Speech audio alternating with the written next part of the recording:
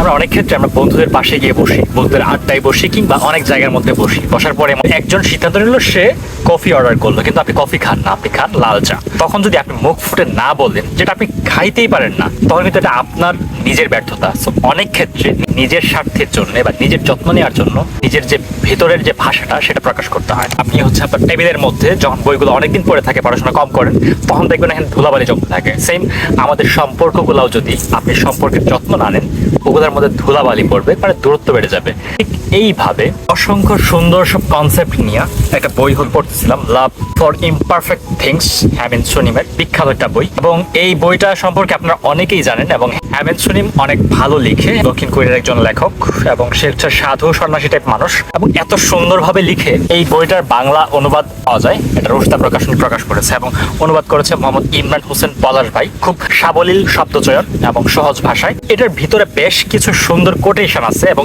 এত সুন্দর যে আপনার পড়তে ভীষণ ভালো লাগবে। আমি সচরাচর ওইভাবে বলি না যে একটা বই সবাইকে আমি গিফট করতে চাই কিংবা সবাইকে পড়তে বলবো। এই বইটা পড়ার পর হচ্ছে আমার এরকম মনে হচ্ছে যে হ্যাঁ, আমার যদি সামর্থ্য থাকতো আপনাদের সবাইকে এটা পড়াইতাম। আমাদের নিজে ব্যক্তিগত অনেক খুঁটিনাটি ইমোশনগুলো বোঝার ক্ষেত্রে বইটা আপনার